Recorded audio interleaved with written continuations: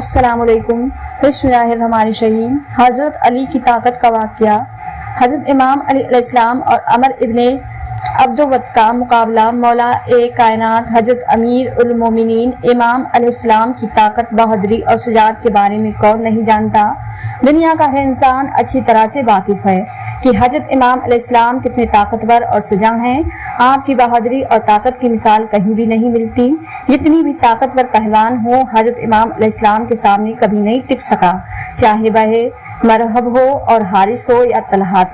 اتنا طاقتور پہلوان حضرت امام علی علیہ السلام کے سامنے کب، کیوں اور کیسے آیا، اور حضرت امام علیہ السلام نے اس کے ساتھ کیسے مقابلہ کیا، اس کی پوری تفصیل میں آپ کو اس ویڈیو میں بتاؤں گی۔ جنگ بدر اور جنگ احد کے بعد میں اللہ تعالیٰ کے کرم سے مسلمان بہت مضبوط ہو گئے تھے، اور اس کی بنسبت مشرکین اور کافر بہت کمزور ہو چکے تھے، اور اس لیے وہ چاہتے تھے کسی بھی طرح سے مسلمانوں کے وجود کو ختم کیا جا سکے، اور اسی وجہ سے ابو سفیان بڑے بڑے سردار آپس میں مل گئے، اور ان میں عرب کا ایک بہت بڑا پہلوان بھی شامل تھا جس کا نام عمر ابن عبدود تھا۔ کسی جگہ پر عمر بن عبدود اور کسی جگہ پر عمر ابن عبدود لکھا ہے۔ اس پہلوان نے سینکڑوں جنگیں لڑی تھیں، اور یہ اتنا طاقتور تھا کہ وہ اپنے ایک ہاتھ میں ٹھنی کے بچے کو پکڑتا تھا اور دوسرے ہاتھ میں سے ہزاروں کے لشکر سے تنہا لڑتا تھا۔ 5 ہجری مسلمانوں اور مشرک مکہ کے درمیان جنگ، جس میں مسلمانوں کے لشکر کی تعداد صرف 3000 اور مشرکین مکہ کے لشکر کی تعداد 10,000 تھی۔ یہ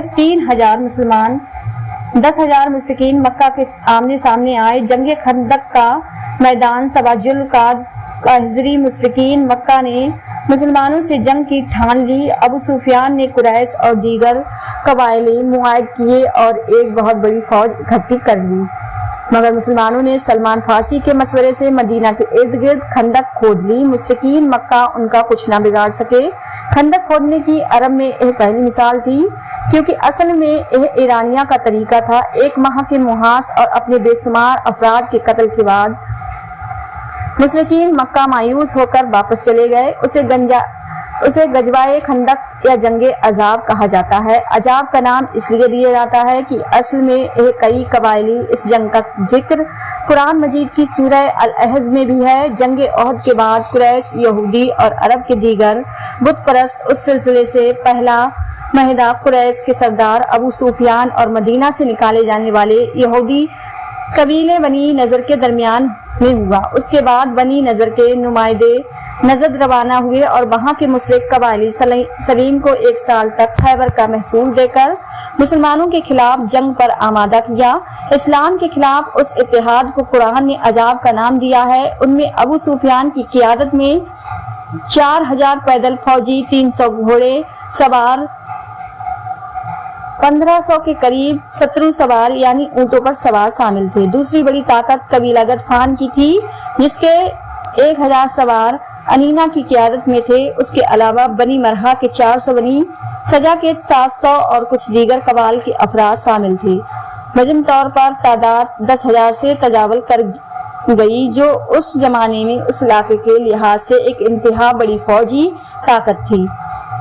یہ فوج تیار ہو کر ابو سفیان کی قیادت میں فروری یا مارچ 627 عیسوی میں مسلمانوں سے جنگ کرنے کے لیے مدینہ روانہ ہو گئی۔ حضرت محمد صلی اللہ علیہ وسلم کو اس سازش کا علم ہوا تو آپ صلی اللہ علیہ وسلم نے اسب سے مشورہ کیا۔ سلمان فارسی نے ایک دفاعی خندق کھودنے کا مشورہ دیا، جو عربوں کے لیے ایک نئی بات تھی۔ حضور پاک حضرت محمد صلی اللہ علیہ وسلم کو یہ مشورہ پسند آیا، چنانچہ خندق کی تعمیر شروع ہو گئی۔ مدینہ کے ارد گرد پہاڑ تھے اور گھر ایک دوسرے سے متصل تھے، جو ایک قدرتی دفاعی فصیل کا کام کرتے تھے۔ ایک جگہ کوہ عبید اور کوہ رات کے درمیان میں سے حملہ ہو سکتا تھا، اس لیے وہاں خندق کھودنے کا فیصلہ کیا گیا۔ اس کی کھدائی میں حضور پاک حضرت محمد صلی اللہ علیہ وسلم سمیت سب لوگ شریک ہوئے۔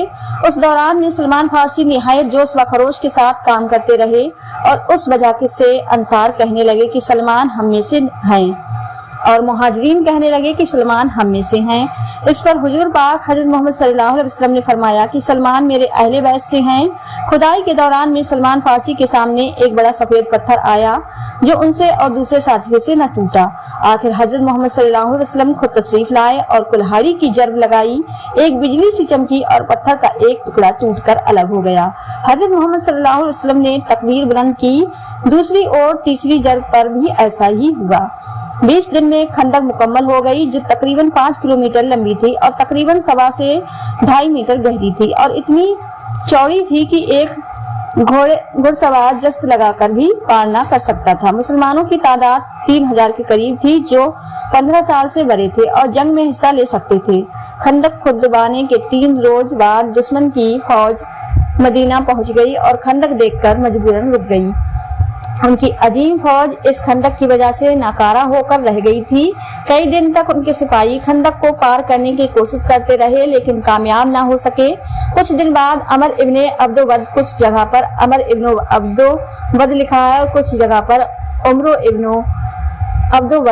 ابن عبدود کی قیادت میں 5 سواروں عمرو ابن عبدود، اقمہ بن ابو زہل، زرار بن القطع، نوفل بن عبداللہ اور ابن ابی باہب نے خندق کو ایک کم چوڑی جگہ سے پار کر لیا۔ عمرو بن عبدود عرب کا مشہور سورما تھا اور اس کی دہشت سے لوگ کانپتے تھے۔ اس نے سپاہی اسلام کو للکار کر جنت کا مذاق بناتے ہوئے کہا کہ اے جنت کے دعوے داروں، کہاں ہو؟ کیا کوئی ہے جس سے میں جنت کو روانہ کر دوں یا مجھے دوزخ میں پہنچا دے؟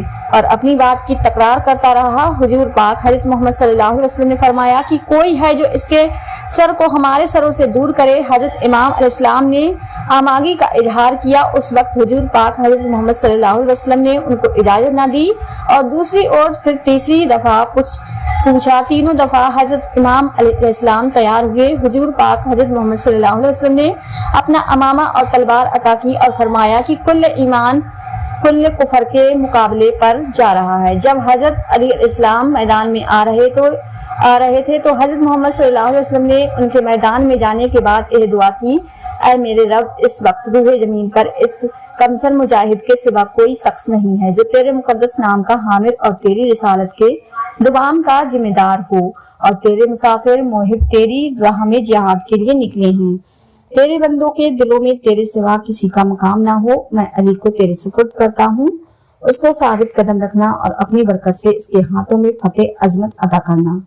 حضرت علی علیہ السلام کو میدان میں آتا دیکھ کر ابو سفیان نے عمر ابن عبدود کو کہا کہ اے علی ابن ابی طالب ہیں۔ عمر ابن عبدود نے حضرت علی علیہ السلام کو دیکھا اور طنز کے انداز میں کہنے لگا، علی ابن ابی طالب، تم میرے مقابلے میں آئے ہو؟ جس پہ عمر کے ساتھ اس کے سارے لشکر والے بھی ہنسنے لگے۔ اس کے بعد جب حضرت علی علیہ السلام اور عمر ابن عبدود آمنے سامنے ہوئے تو حضرت علی علیہ السلام زمین پر تھے اور عمر ابن عبدود گھوڑے پر سوار تھا۔ حضرت علی علیہ السلام نے عمر کو کہا، ہم کسی کا خون نہیں بہاتے، واپس اپنے قبیلے کی طرف چلے جاؤ اور اپنی تلوار میانو۔ یہ سب سن کر عمر ابن عبدود نے کہا، کیا تم مجھے جانتے ہو؟ اس پر حضرت علی علیہ السلام نے فرمایا، ہاں میں تمہیں اچھی طرح پہچانتا ہوں اور مجھے یقین ہے کہ تم خندق میں میرے مقابلے میں شمشیر کے جوہر ہرگز نہیں دکھا سکو گے۔ اب تم اپنی برتری کا اظہار کرو تاکہ حاضری تمہاری برتری کے اظہار کا طریقہ دیکھ سکیں۔ حضرت علی علیہ السلام نے اسے یہ بھی فرمایا کہ یا تو مسلمان ہو جاؤ یا پھر میرے ساتھ جنگ کرو۔ یہ سب سن کر عمر ابن عبدود لشکر کی طرف منہ کر کے ان سب کو کہتا ہے، یہ نوجوان مجھے نصیحت کر رہا ہے اور 2 باتوں میں سے ایک کا انتخاب کرنے کو کہہ رہا ہے، یا تو میں مسلمان ہو جاؤں اور تمہیں تنہا چھوڑ دوں یا اس کے ساتھ جنگ کروں۔ پھر ابو سفیان سے کہتا ہے کہ ابو سفیان، تم اپنی جگہ کھڑے رہو اور ہمارا مقابلہ دیکھو اور دیکھو کہ کیسے یہ میدان اس شیر کی دہشت سے لرز ہوتا ہے۔ عمر ابن عبدود کے یہ الفاظ سن کر حضرت مولا علی علیہ السلام نے فرمایا، تم نے بہت اچھی تقریر کی لیکن گھوڑے کی پیٹھ پر بیٹھ کر کی ہے۔ یہ سن کر عمر ابن عبدود بہت غصے میں لال ہو گیا اور گھوڑے سے اتر آیا اور تلوار ہاتھوں میں اٹھا کر ارد گرد میدان میں چلنے لگا اور ایک دم ایک تلوار کے بار سے اپنے گھوڑے کی دونوں ٹانگیں کاٹ دیں۔ گھوڑا نیچے گر گیا اور سادید درد سے تڑپنے لگا۔ پھر دوسرا بار عمر ابن عبدود نے حضرت علی علیہ السلام کے سر کی طرف کیا، جسے اپنے آپ نے ढाल से रोक दिया। कुछ मोर खन का लिखना है कि अमर इब्ने अब्दुवद का बार हजरत अली इस्लाम के सर पर लगा और आंख को जख्म भी हुआ और वह निशान आंख को हमेशा रहा। जब अब्दुल रहमान इब्ने मुलजिम ने हजरत अली इस्लाम पर नमाज में बार किया था तो अब्दुल रहमान इब्ने मुलजिम का वही तलवार का बार भी आंख को उसी निशान पर लगा जो अमर इब्ने अब्दुवद की तलवार से हुआ था। जंग खंदक में अमर इब्ने अब्दुवद के बार भी के बाद हजरत अली इस्लाम ने अपनी तलवार म्यानोदार वार से अमर इब्ने अब्दुवद के एक पांव को काट दिया और वह नीचे गिरकर तड़पने लगा। उसकी यह हालत देखकर उसके साथी भागने लगे और सारा लश्कर हजरत अली इस्लाम की दहशत से लर्ज उठा।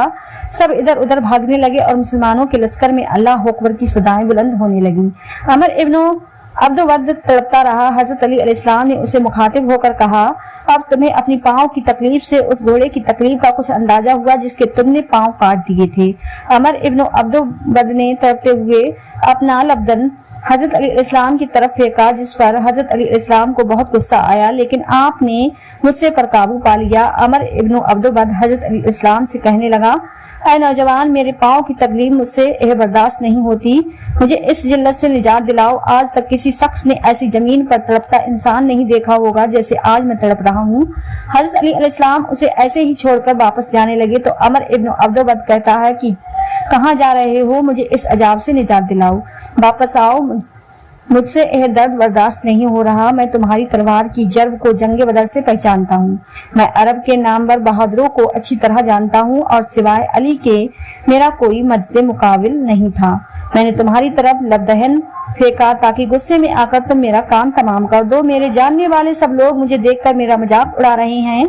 हजरत अली अलैहिस्सलाम ने फरमाया, हम अहले बैत के यहाँ जो कुछ भी होता है वह अल्लाह के लिए होता है। तूने मेरे गुस्से को भड़काया तो मैंने अपने गुस्से को ठंडा किया। अगर मैं तुझ पर अपने गुस्से को ठंडा किए बगैर तुझे कत्ल कर देता तो मैं अल्लाह की मर्जी पर अपनी मर्जी को मुकद्दस करता। मुझे थोड़ा सा गुस्सा आ गया था तो मैंने खुद को पुरसुकून किया और आपने अपने रब से मगफिरत तलब की और अब मैं तुम्हारे ऊपर अल्लाह के हुक्म को जारी करता हूँ।